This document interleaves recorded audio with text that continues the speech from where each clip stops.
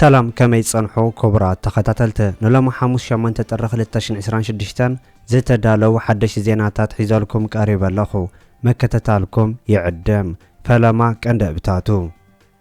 فيدريشن كعسو اگر ارترا زحلفو زحقسو سانة زملكاتن اما عسكر حيل اير ارترا بعلدات كمستوعلن اب عسب وعلا كمستخايدن اب كل عفار 22 سبات كم زموتون إبراهيم تراورة حجون كاب كنز على كم زدحنا كم استقلتن أمريكا نيروسيا مركب كم زمارختن زبلون كال إنز حبر زرزر زيناتات حيزنا لكم قريبنا لنا نشانلنا سبسكرايب بمقبار كسب مودة تختكاتلونا بخبرنا عدمكم أمريكا نيروسيا مركب كم زمارخت تقاليص وسرايت أمريكا بانديرا روسيا زلوا مركبن كلتا تانكرات ندادن دحر محازو صحف قدات وصا أمريكا اتهاجر اب قداي مسا فنزويلا زلوا مرقص زملكات مغلص مهابو تفليطو نيروسيا بانديرا سقلت مركب نا فنزويلا مقنعا نت امونغو أمريكا روسيان كاب غزي ناب غزي نحرف فزمص زلو ركبات ناب عصو معصو كاب صحو كم زخيل زغلص وغنات بانديرا روسيا زلوا تانكر اب تحت قيد مئتوا نت امونغو خلتين هاجرات زصن حزمدنا نابو تركا سغاغرو كم زخيل اتوم وغنات يغلصو محازا روسيا منبار زتقاس مرح فنزويلا نيكولاس مادرو بناي أمريكا حيلታት تتحيزو ناب أمريكا دحر موسادو امونغو روسيان فنزويلان زصنح محزنت انفتو طفيو خم زلو كحبر صنح كخاون كلو مرغص منግስት روسيا اب ጉዳይ መምራኽ ማድሮ ብዕል ከም ዘይተዋሃቦን ይግለጽ ኣሎ ወታደራዊ ሓይሊ ኣሜሪካ ኣብ ዘውፅኦ መግለጺ ሓይልታት ነታ ኣብ ሰሜናዊ ኣትላንቲክ ኣብ መንጎ ስኮትላንድን ኣይስላንድን እትርከብ መርከብ እገዳ ኣሜሪካ ብምጥሓሳ ከም ዝሓዘዋ ከገልጹን ከለው እታ ነዳዲ መርከብ ቅድሚ ሕጂ ነዳዲ ክትወስድ ናብ ቬንዙዌላ ክትከይድ ዝፈተነት ኮይና ልዕሊ 2 ሰሞን ካብ ሓይልታት ኣሜሪካ ክትሃድም ጽንሓወን እቶም ናይ ኣሜሪካ ወገናት ገሊጾም ኣለው ኣሜሪካ ነታ ነዳዲ ዝሓዘት መርከብ ማሪነራ ክደልያ ከም ጽንሐት ዘፍለጠት ክትከውን ከላ እታ መርከብ ኣብ ዝሓለፈ ወርሒ ናብ ቬንዙዌላ ትጓዓዝ ከም ዘላ ድሕሪ ምግላጾም ኣብ ካሪቢያን ተሪኣ መንበራውን ወሲኾም ይገልጹ እታ መርከብ ባንዴራ ጉያና ሰቂላ ክትከይድ ምጽንሓውን ዝሓበረት ኣሜሪካ ኣደናጋሪ መንነት ሒዛ ክትከይድ ምፍታና ኣብ መወዳእታ ናይ ሩስያ ምዃና ምርግጋጽውን ገሊጻላ እታ መርከብ ኣብ 2024 ሕጋዊ ዘይኮነ ነዳዲ ብምምላስ ማዕቀብ ዝተነበራ ኮይና ዋነታን ባንዴራን ናብ ሩስያ ብምቕያር ክትንቀሳቀስ ምጅመራ ዘተሓሳስብ ምዃኑ ትጠቅስ ኣሜሪካ ሩስያ ነታ ነዳዲ ጽዓነት መርከብ ንምዕጃብ ሳብማሪን ሓይሊ ባሕርን ዋላ እኳ እንተዋፈረት أمريكا نتا مركب أو كيد كم زو على تافليت الله مس فنزويلا أركب زلوا كالإيت مركب ندادوان أب بحر كاريبيان أو كيد كم زأتوات أمريكا زغلصت كوينا اتا مركب ناي زخونه هاجر بانديرا زي نبرا مخانو ونتا غليصو منግስት روسيا أمريكا بلعل فنزويلا زوسدو تسقمت بخلت عين كم زطمتو زغلص زلو خوينو أب لعل غربيت هاجر يوكرين كوستون زدلو ورار مخنيات كركم انت نت أمريكا سقمت إيدو أميرو خريقة كم زخالي تكاس تشاينا ون بتمساسال أبلع تايوان ورار كتكبرن فاتسيما بتعتقد صران جزاءتان كتأتوا بزح عدل كخافتلا كم زخال بمحساب أنصار أمريكا تري ملسكوان تزيهابات كامول عالم بعقر ندادن وركن أب كرمي تسرع فنزويلا أمام حدار أمريكا مئتاو مالت عاب صفيعت مخوان تفلت مخواناون سبب صاباتي قالسو أمريكا بريزيدنت دونالد ترامب دحر فنزويلا كالوت هاجراتون بأمريكا كم حدارا كم زقبا كم مجلس كم زي تقطب زقلصو وجنات حجوان غرينلاندن كولومبيان مكسيكون أم مصر كم زلوان سيرام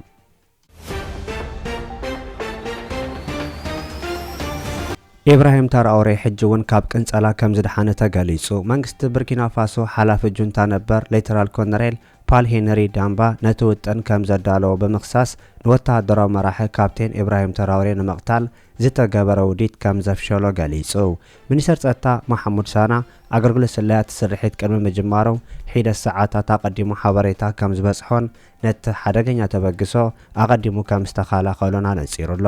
ሰመዝናይታ ሀገር እትውዲት ነፕሬዝዳንት ተራኦሬ በፊት ነፊት ነመቅታል ወይውን አመንበር ገዝኡ ነታገ በመትካል ድሕሪው ነኻሎት ለዓሎት ወታደራን ሲቪሊያን ሰባትወን ነመቅታል ዕላማ ከም ዝነበሮ ገሊጾም ሚኒስተር ሳና እትስጉምት በኸፊል በአይቨሪስኮስ ከም ዝተመወለን እንተኾነ ግን ሀገር ተኾን መራሐ ብርኪና ፋሶ ነበር ዛጊት ዝኾነ መልስ ከም ዘይሃቦ ዝተገለጸ ክኸውን ከሎ እትስርሒት አስታት 124,600 دولار كم استمدبلو غاليصو حيالو سبات تاب تحت قيده 5 اتون ምርመራታት ይቀጽል ከም ዘሎ ዝገለጸ ሳና እቲ ኩነታት ኣብ ትሕቲ ቁጽር ከም ዘለውን ክሕብር እንከሎ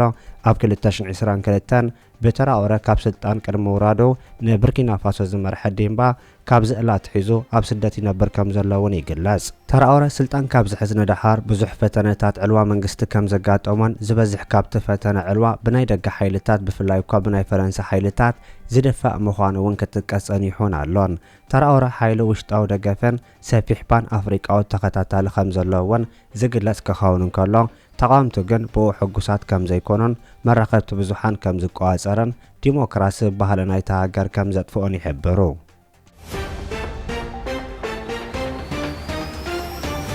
بسعود عرب زدقف حقا منغست يمن نعدن ملو بملو كم استقاصرا تغاليصو ابسو من سعود عرب ابل علي يمن كبيد متقعت مخفاتا سعيبو بسعود عرب زدقف منغست يمن نعدن ملو بملو كم استقاصرا تغاليصو بسعود عرب زدقف منغست يمن ابرس بامري زدقف دوبا بيت مخر مساغره كاب قرمش دشتا معلتا جمير سافح متقعت دحر مفناو كاب تقاصير وصنح كفالات تهاجر كسحبن كبتاتنن اغاديدو وكم زلو تغاليصو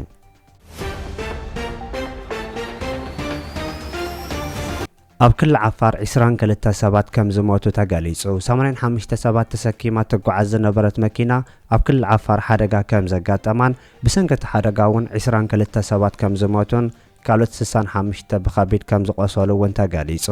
ኣብ ክልል ዓፋር ከተማ ሰመራ ብዘጋጠመ ዝተጠቐሰ ሓደጋ ካብ ኢትዮጵያ ብመንገዲ ጅቡቲ ኣቢሎም ናብ ስዑድ ዓረብ ዝኸዱ ስደተኛታት ገዳይ ከም ዝኾኑን ካብቶም ብሂወት ዝድሓኑ እቶም 30 ኣብ ከቢድ ኩነታት ከም ዘለውን ቁጽሪ ሞታት ክውስኽ ከም ዝኽእል ሓላፊ ቤት ጽሕፈት ርክባት እትኽለል መሐመድ ዓሊ ቢኢዶ ኣብ ዘርጎ ሓበሬታ ኣፍሊጡሎ ካብ ኢትዮጵያ ተበጊሶም ናብ ዓዲ ዓረብ ናይ ዝኸዱ ኢትዮጵያን ቁጽሪ ካብ ግዜ ናብ ግዜ እናዘይደ ምጽኦን እቲ ሓደገኛ መንገዲ ልሙድ ኮይኑ ምጽንሑውን ጸብጻባት ካብ ተኸባቢ ክሕብሩን ከለው እዚ ናይ ሕጂ ሓደጋ ሓድሽ ተሪኦ ከም ዘይኮና ነጺሮም باشحة زقصرو أفريقيان سدتنياتات نقايح بحر سكيروم نابتن بنداد زهابتما هاجرات عرب كسجرو كم زفتنو قالي أم كعواتون كارلو قالي أم عدد موتن مقصلتن كم زخونوان من جتاتي قالسو بمن قد بحر بيلكا نبي من سعود عرب مئتاو حدا كابتوم سعوقاتن حرقنياتات مسمرا سدت مخوانو زحبرو هاجران وجنات እቲ መስመር ዘለዎ ከቢድ ሓደጋታት ብዘይ ግድስከን ቁጽሪ ናይቶም በቀይሕ በሐር ቢሎም ካብ ቀርኒ ኣፍሪቃ ናብ የመን ዝጓዓዙ ስደተኛታት ቁጽሪ ክውስኽ ምጽንሑ የንጽሩ ኣብ 2024 ጥራይ ልዕሊ 60,000 ዝበዝሑ መንእሰይ ነቲ ሓደገኛ መንገዲ ስደት ብምምራጽ በቀይሕ በሐር ጨዲዶም ናብ ናይ ዓረብ ኣትዮም መንባሮምን ምንጭታት ናይተን ሃገራት ብተወሳኺ ይሕብሩ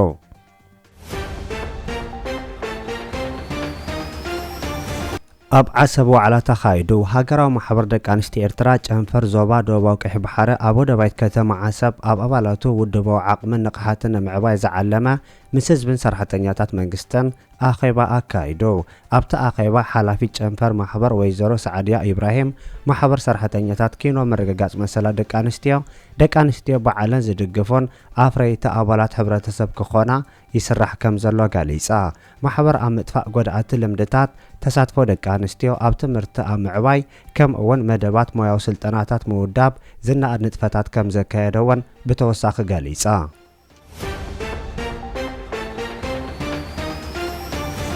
በዓል ልደት ኣብ ኤርትራ ኣብ ማዓስከር ሓይሊ ኣየር ከም ዝተኸበረ ተገሊጹ በዓል ልደት ኣብ ኤርትራን ኢትዮጵያን ብኸብ ዝበለ ማዕረጋት ዝተኸበረ ኮይኑ ኣብ ኤርትራ ቃለ ቡራኼ ብምኽንያት በዓል ልደት ዘስምዑ ብጽዋ ቅዱስ አቡነ ባስልዮስ ቀዳማይ ሻድሻይ ፓትርያርክ ኦርቶዶክስ ተዋህዶ ቤተክርስቲያን ኤርትራ ንበዓል ልደት ክርስቶስ በበዓመቱ ክነኽብረና ድሕሪ ምባሎም እግዚአብሔር ከም ዝኣዘዘና በረኸት ክንረኽበሉ ምእንተ ዓቕምና ብዝፈቐዶ ንጽጉማት ክንረድእ ንስኡናት ክነካፈል ሕዙናት ክነጽናንዕ ሕሙማት ክንበጽሕን ንዝዓረቑ ክንከድን ተላብዮም ኣብ ኤርትራ በዓል ልደት ሚኒስትር ዜና ኮሚሽን ባህልን ስፖርትን ከምኡውን ሓይሊ ኣየር ኤርትራ ብምትሕባር ኣብ ማሰዋ ኣብ ዝርከብ ማዓስከር ሓይሊ ኣየር ፈንቅል ብድሙቕ ጽምብል ተኸቢሩ ምውዓሉ ሚኒስትር ዜና ኤርትራ ብተወሳኺ ሓቢሩሎ ኣብቲ ኣቶ ተወልደ ቀላቲ ሚኒስትር ሃብቲ ባሕር ኤርትራ ወይዘሮ ኣስመረት ኣብርሃ ኣመሓዳሪ ዞባ ሰሜናዊ ቀይሕ ባሕሪ ከምኡውን ካልኦት ዕዱማት ኣጋይሽ ተሳተፉሉ መደብ ኣዛዚ ሓይሊ ኣየር ኤርትራ ሜጀር ጀነራል ተኽላይ ሃብተስላሴ ሃይማኖታዊ በዓላት ክብርታት ከምኡውን ስኒትን ሓድነትን ህዝቢ ኤርትራ ዘንጸባርቕ ምዃኑ ምግላጹ እውን ክፍለጥ ተኻኢሉሎ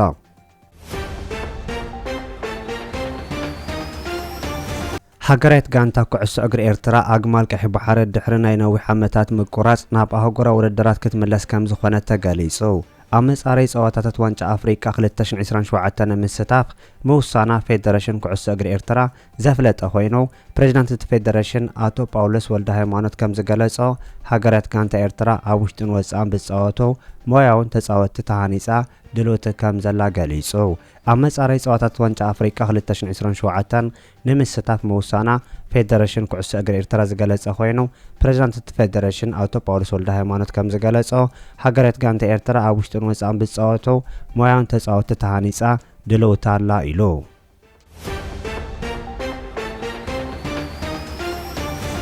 ክቡራት ተኸታተልቲ ንሎም ዝተዳለወ ዜና ነዚ ይመስል። ኣብ ዝቕጽሉ ዝፍነው ዜናታት በቐዳምነት ክበጽሐኩም ሳብስክራይብ ዘይገበርኩም ሳብስክራይብ ንኽትገብሩ ብኸብሪ ንዕድመኩም።